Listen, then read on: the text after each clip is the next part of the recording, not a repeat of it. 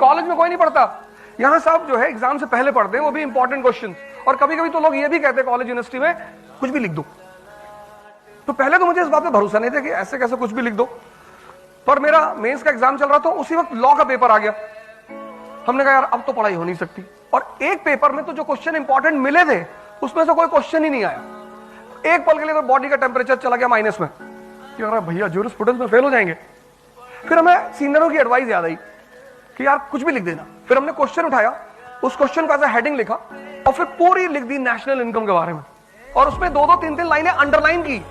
I got highest marks in that paper. Exceptions होते होंगे, but graduation का मतलब कोई 10 घंटे ग्रेजुएशन में नहीं पढ़ता। कॉलेज में कोई नहीं पढ़ता। यहाँ सब जो है एग्जाम से पहले पढ़ते हैं, वो भी इंपॉर्टेंट क्वेश्चन। और कभी कभी तो लोग ये भी कहते हैं कॉलेज यूनिवर्सिटी में कुछ भी लिख दो। तो पहले तो मुझे इस बात पे भरोसा नहीं था कि ऐसे कैसे कुछ भी लिख दो। पर मेरा मेंस का एग्जाम चल रहा था, उसी वक्त लॉ का पेपर आ गया। हमने कहा यार अब तो पढ़ाई हो नहीं सकती। और एक पेपर में तो जो क्वेश्चन इंपॉर्टेंट मिले थे उसमें से कोई क्वेश्चन ही नहीं आया। एक पल के लिए तो बॉडी का टेम्परेचर चला गया माइनस में कि यार भैया ज्यूरिस्प्रूडेंस में फेल हो जाएंगे। फिर हमें सीनियरों की एडवाइस याद आई कि यार कुछ भी लिख देना। फिर हमने क्वेश्चन उठाया, उस क्वेश्चन को एज हेडिंग लिखा और फिर पूरी लिख दी नेशनल इनकम के बारे में। और उसमें दो दो तीन तीन लाइनें अंडरलाइन की। I got highest marks in that paper. Exceptions होते होंगे, बट ग्रेजुएशन का मतलब कोई 10 घंटे ग्रेजुएशन में नहीं पढ़ता। कॉलेज में कोई नहीं पढ़ता। यहाँ सब जो है एग्जाम से पहले पढ़ते हैं, वो भी इंपॉर्टेंट क्वेश्चन। और कभी कभी तो लोग ये भी कहते हैं कॉलेज यूनिवर्सिटी में कुछ भी लिख दो। तो पहले तो मुझे इस बात पे भरोसा नहीं था कि ऐसे कैसे कुछ भी लिख दो।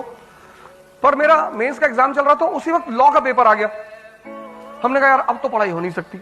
और एक पेपर में तो जो क्वेश्चन इंपॉर्टेंट मिले थे उसमें से कोई क्वेश्चन ही नहीं आया।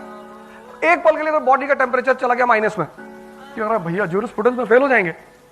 फिर हमें सीनियरों की एडवाइस याद आई कि यार कुछ भी लिख देना। फिर हमने क्वेश्चन उठाया, उस क्वेश्चन को एज हेडिंग लिखा और फिर पूरी लिख दी नेशनल इनकम के बारे में। और उसमें दो दो तीन तीन लाइनें अंडरलाइन की। I got highest marks in that paper. Exceptions होते होंगे, बट ग्रेजुएशन का मतलब कोई 10 घंटे ग्रेजुएशन में नहीं पढ़ता।